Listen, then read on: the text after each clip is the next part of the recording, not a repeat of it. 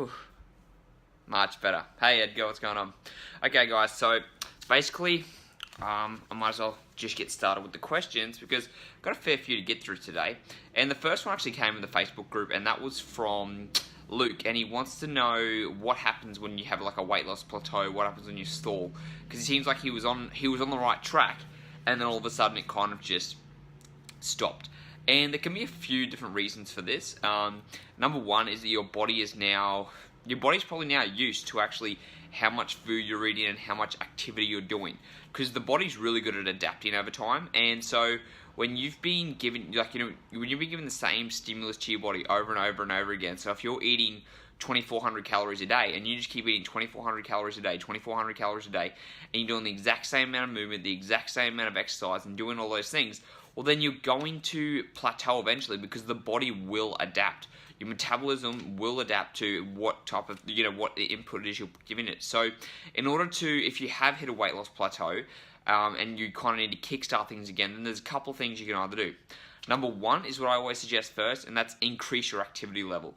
Now, the reason I talk about increasing your activity level is pretty simple, because I love food, and I'm sure you love food, and the last thing you want to do is to have to reduce the amount of food you're eating.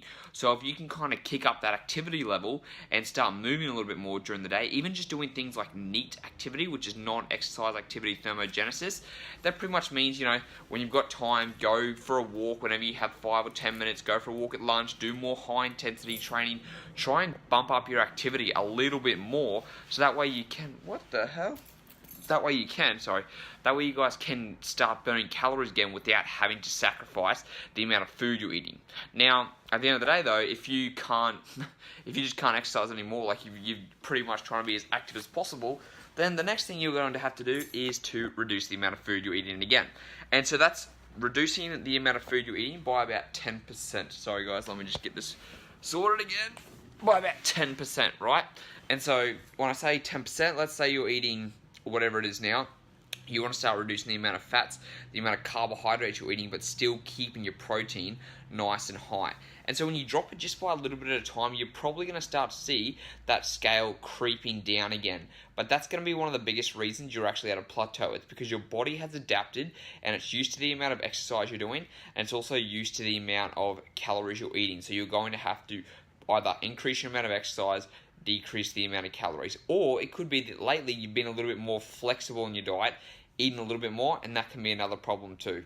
So they're the three options you can do, Luke. I would suggest first, increase in activity. If increasing activity doesn't work, then the next thing you can obviously do is start to decrease your calories. By the way, I got a nice fresh haircut today. You know when you get a haircut and you feel really, really good? That's how I'm feeling right now. Okay, so the next question comes from, sorry, what's going on here? Oh, that's cool. So the next question comes from Jen, and she asks, why do you do 14 hours of fasting a day, and how do you get started with it? So this is a good question, because I know a lot of people are thinking about, Tyson, why are you doing this intermittent fasting? Why is it 14 hours a day? What's so specific about that number? And the reason I use 14 hours is actually, it's a good starting point for people. I actually do 16 hours a day, but the reason I suggest doing 14 hours is just because if you haven't done intermittent fasting before, it's going to be hard at first, and you want to make this as easy as possible to stick to. So when you can just say, you know what, I'm going to start off with just doing 14 hours, it's way more achievable than having to push yourself further and further, because those extra 2 hours, they can add up over time. So you guys just need to think about that. When it comes to trying to start the intermittent fasting, 14 is just a recommended number, but what I would actually suggest, if you can, go for 16, because the longer you fast, the more benefits you actually get from intermittent fasting too. That's just a good thing to remember. So the longer you go, the more benefits there are. So try and go as long as possible, but start with 14 is what I recommend, because 12 hours, you're starting to get some benefits. 14, but beyond 14 is where the real benefits come. This is autophagy, which means cell eating. This is increasing your fat burning. This is getting more mental clarity, and BDNF, which is brain-derived neurotrophic factor. All these things come into play when you start to fast longer and longer and longer. And then, like I said last week, you can go for 24 hours, 36 hours. Hey, Shapur, how you doing? I know Kia has gone for long times of fasting, which I haven't done yet, but it's really, really beneficial. So give that a try and see how you go. Always start with a 14 and then just bump it up over time. Now, I actually had a couple of questions. People asked me about, what are you going on with Tyson at the moment? And so recently I've had a little bit of an upset stomach. Like my stomach's always been, what's the word called?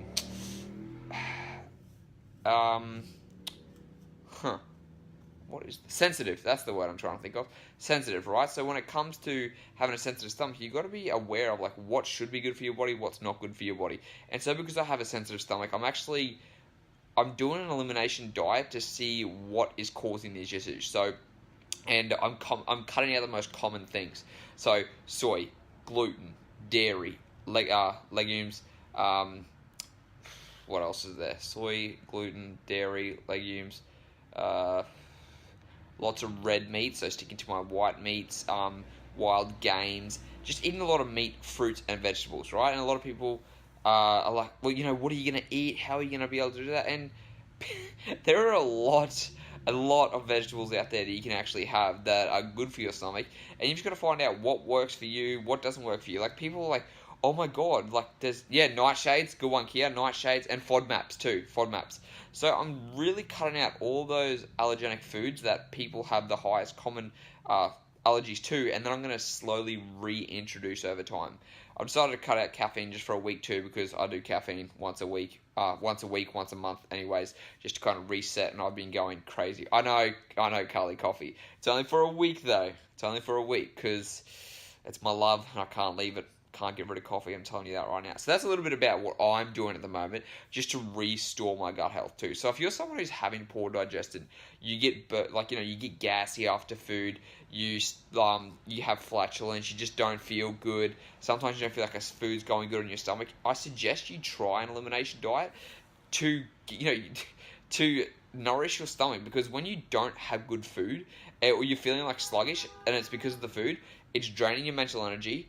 You're not going to be absorbing all the food you need. Like, so when you eat a certain food and you can't absorb the nutrients because, let's say you get constipation, let's say you get diarrhea, any of those things, and you can't absorb it, then there's no point in you eating that food, first of all, and you're doing more damage in the long term, because the short-term things that we're doing to our stomach now, they can wind up very, very, very detrimental to your health long term. And that's why I'm like, you know what?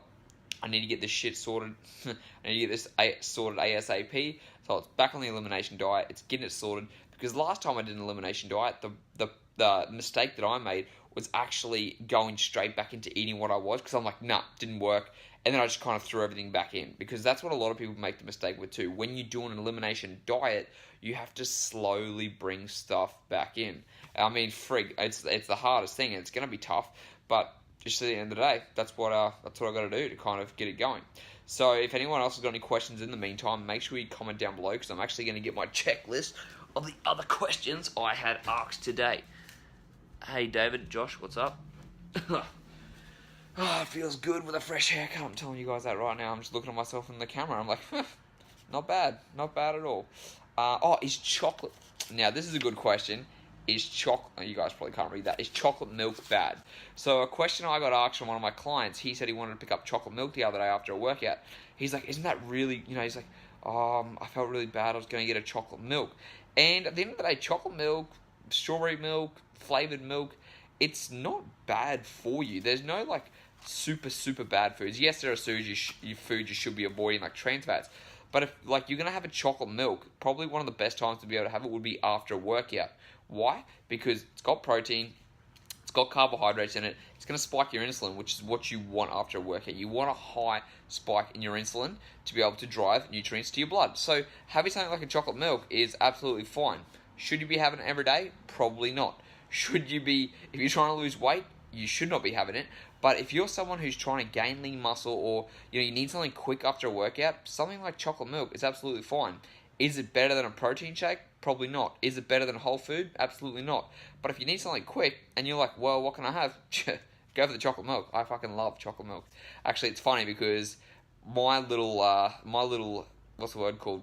Vice was icebreaker coffee, of course, because it's got coffee in there. But it was actually, it was that icebreaker coffee. Man, that tasted so fucking good. I used to drink it all the time. And literally all it was milk, iced coffee, and sugar.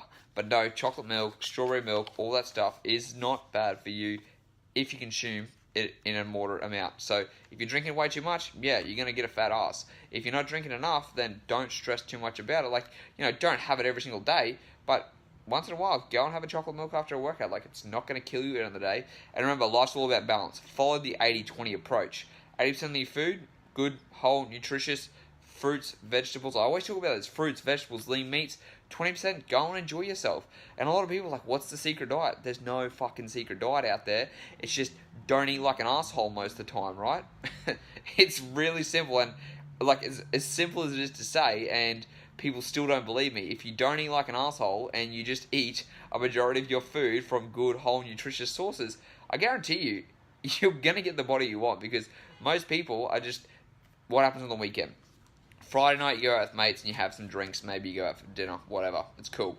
But then you repeat it Saturday night, Sunday, and that's where you fall off the bandwagon. You're good all week, but if you fuck up for 3 days out of the 7-day week, of course you're going to be able to put on body fat. And I know I'm going off on a rant here, but at the end of the day, if you just don't eat like shit all the time, you're going to look better, you're going to feel better, and you're going to start seeing results, because there's no secret diet out there. Like, you don't have to cut. If a food works for you, eat it, right? I'm doing an elimination diet because clearly there's a food that's not working for me. But if you can eat stuff and it's not going to affect your gut health and it doesn't make you feel sluggish, like bread, you can eat bread. Potatoes, you can eat potatoes. Pasta, you can eat pasta. You can eat all these things. Grains are not the devil. What else is? Dairy is not the devil. Any of these foods where you see fats are not the devil. Saturated fats in high amounts can be the devil. If you check your blood and you get high amounts of saturated fats, like all this talk about fat now, if you go and eat copious amounts of coconut milk and coconut oil and stuff like that, and then you go and get your blood work done and your LDL is really high, then you've got a problem, okay? So do blood work too, to actually see whether it works for you, like what's working for you, what's not. Because I tried the keto diet, I tried the high fat diet, and you know what happened? My bad cholesterol went through the roof. So clearly, doesn't work for me. Doesn't mean it's going to not work for you. No, but you need to test. You can't just say all carbs are evil, all fats are evil, all this shit without testing it for your own body. Because what's good for me is not what's going to be good for you, is not what's going to be good for somebody else. Someone in Asia who can eat a lot of rice doesn't mean someone who's from like Australia can eat a lot of rice, right? Same thing. A lot of Asians can't tolerate lactose, so they can't have it. But if I said dairy's the most nutrient abundant thing, but it gives them diarrhea all the time, we've got a problem at the end of the day. So you've got to, don't just take these generalities about high fat diets are great and carbs are evil, or carbs aren't bad and fats are evil. Everything is fine. Just don't fucking eat like an asshole. Sorry about that rant. What other questions have I got? So I've talked about weight loss plateau, I've talked about chocolate milk, talked about the 14-hour fast. Are long periods of fasting bad for you? Now, this is what one of my clients, Peter, asked me, because he saw that Kia, that she did a longer term fast a while ago, and he wanted to say, he's like, wow, she did 3 days of fasting, surely that can't be good for your body. And it is actually good for your body, because this is when your body's able to, can you guys actually see me, or is this too dark? No.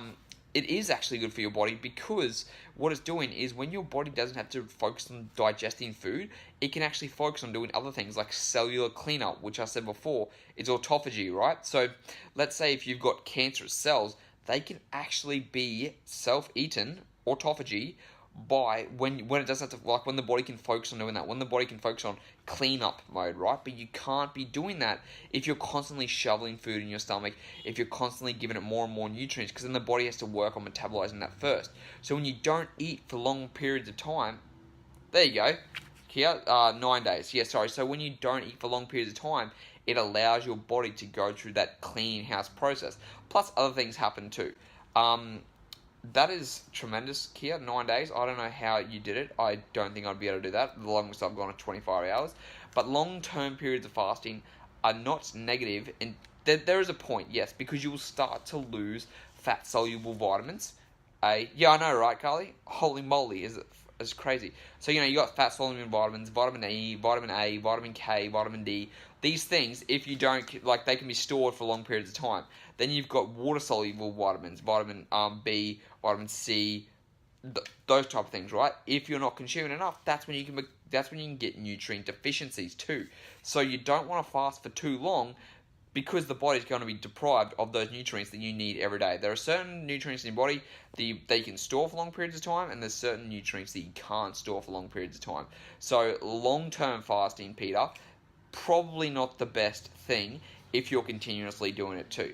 But if you're giving your body the nourishment it needs most of the time, then it can go for periods without food. Because when you think about this back in our primal ancestor days, there are times where we didn't have access to food for long periods of time. There was famines, there was winter, there was shit like that, and so the body had to be able to adapt. So we're pretty good at being able to go for periods of long time without food. And the best thing about that is that when you do fasting, it's going to reset your hunger signals. So you're going to actually know what hunger is, truly, as opposed to thinking, I've got a little bit of stomach hunger, oh, it must be time to eat, and you just shove your stomach. Because probably most people haven't gone 24 hours without food, so they don't actually know what hunger feels like. It's funny because, like, before this year, I never did a full 24-hour fast. I always did 14 hours and, I always did 16 hours of intermittent fasting, 8 hours off, which I've been doing since about 2013 or 2014. But I never did a 24-hour fast because I was scared of losing muscle. Turns out that's not true either. So you're not going to lose muscle if you do a longer period of fast. It's not dangerous unless you go, like, long-term fasting without water, anything like that. By the way, Kia, do you apart from water, do you have anything else during your longer term fast? I'd be interested to know, because when I want to do a longer term fast, I want to know, like, are you having green tea? Are you having coffee? Are you having anything with polyphenols? Or are you just drinking water? Comment down below, because I'd love to be able to see what you say, Kia. So I've got those 3 questions answered. If you guys have any more, make sure to ask me down below. What supplements is the last question I have for today. So the question that I got asked was, Tyson, do you recommend supplements? Because I saw you make a status about it the other day. Supplements are not essential, okay? Real food is always going to beat supplementation. Protein powder versus grey salt, potassium, and other than that, nothing else. Okay, cool. There you go. So she's having sodium and potassium, which is essential. You guys need sodium and potassium. So what I was talking about, sorry guys, is I got a question about supplements. What supplements should you be taking? Do you need to buy them? Do you need to buy fat burners? Do you need to buy all that shit? Here's the absolute truth. Whole food should be the majority of your diet.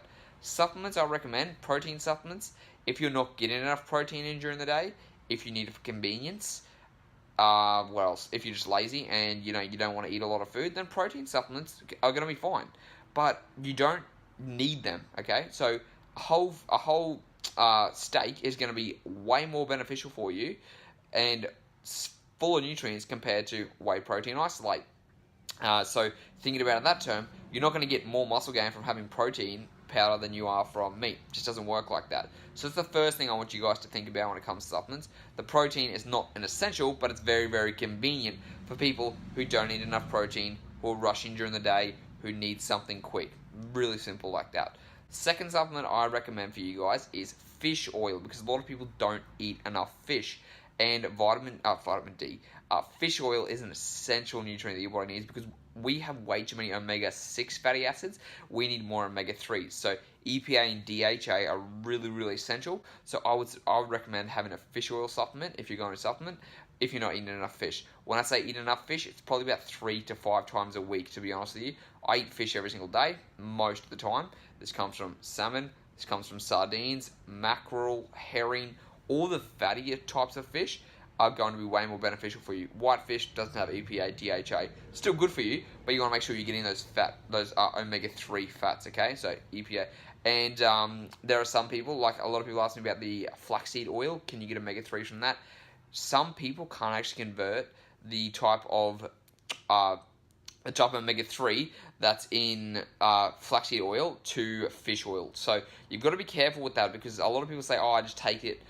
I take flaxseed oil, but if your body can't convert it, then you're not getting the full benefits of it. How do you know if you can be able to convert it? You've got to do a DNA test. That's going to be at the end of the day. So you've got fish oil, which I recommend. Protein supplement if you need it. Fat burning supplement, my favorite, coffee, caffeine, okay? Because most fat burning supplements, yes, they have other stuff in there, but at the end of the day, the prime ingredient is going to be caffeine, okay? So if you need a fat burning supplement, drink some black coffee, drink some black tea, green tea, things like that. You don't need to go and spend a whole amount of money on supplements. And the money you spend on supplements can be spent on good quality nutrition, right? Grass-fed meat, eggs, all those type of things that are going to be the best thing for you. Why not spend it on better quality food? Is looking for a special supplement to give you any extra benefit results. Like, when you look at the research, there's not a huge benefit you get from supplements, right? So I don't know, like, why. Like, we want a quick fix, of course, at the end of the day, but long-term effects, we don't know what's going to happen with them. So you're better off sticking to whole nutrient sources when you can. So pretty much apart from vitamin D, vitamin D would be another one too. If you're not getting outside enough, have a vitamin D supplement. So I go outside every day for about 20 minutes. We're pretty lucky in Australia now that it's getting into summer. Hey Regan, we're pretty lucky that we're in Australia because we can get access to vitamin D. We only need about 15 minutes a day, depending on your skin pigmentation. But what I would recommend is if you're not getting enough vitamin D, if you're waking up early in the morning, driving to work, staying in work all day, driving home afterwards, going into your house and staying out of the sun, then you're going to need to supplement with a vitamin D supplement. And I'd always look vitamin D combined with vitamin K. So that's essential for your bone health, okay? So apart from supplementing with vitamin D, supplementing with fish oil, having protein powder as a convenience thing, you don't really need much else. I mean, I take creatine. Is it essential? No. Do most people need it? No. Some people are non-responders. If you eat enough red meat, you probably get enough creatine. Apart from that, I really wouldn't recommend that you guys need to take any other supplements at the end of the day. And yeah, so that's my exciting Sunday Q&A live. What else have I got? What else has been happening with me this week? Doing my elimination diet. Got a fresh haircut. Found this cool little lightning bolts here. Zap, zap. By the way, can you guys give this a like if you actually like this video? Because I want to do more of them, but if they're just boring as shit, then I don't want to be making them. So if you're actually enjoying the videos and you're like, you know what? Yeah, Tyson, I like it. Just give me a thumbs up because it makes me feel good, especially on a Sunday. Oh, that's a question I got asked about my ring. So, like, what's this fat ring that I'm wearing on my finger at the moment? So I used to wear a fitness watch, and now, thank you. So there we go. Look at that thumb. So I used to wear a fitness watch, and now I'm actually wearing it's called an Aura ring, okay? So an Aura ring pretty much does everything a watch does, except it's in a ring. So it does my body temperature, it does my sleep, tells me when I'm in deep sleep, when I'm not getting enough deep sleep, tells me how active I am during the day, gives me a buzzer to say if I'm sitting on my ass and it's time to time to get up, tells me about my body temperature at night. It's actually, it's pretty interesting. It's expensive. Lucky I won it in a challenge. But I'm telling you guys what, yeah, great. Yeah, no, thanks, Shapur. It's pretty cool. Like, it's a little bit more expensive, so I wouldn't recommend it. If you're not into, like, the whole biohacking thing like I am, you really don't need it. I mean, having a Fitbit is fine. But yeah, it's a really cool insight to get an idea about how good my sleep is. I'm having shit sleep at the moment, just because I'm on social media all night. And I'll tell you guys how important it is, but I'm actually not taking care of it myself.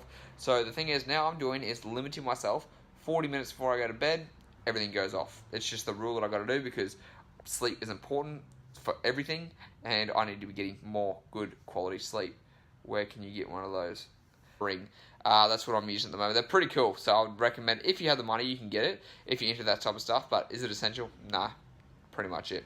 So if you guys don't have any questions, I'm going to get off in about 2 minutes because I'm going to go down to the markets for the rest of the day and kind of just chill out and take it easy. And yeah, that's really all about it. So they're the benefits of long-term fasting. You guys know that you can have your chocolate milk and enjoy it. What else did we talk about? My cool haircut. We talked about 14-hour fasting, and that's about it. Thank you guys for tuning in. I'll be speaking to you next Sunday. See ya.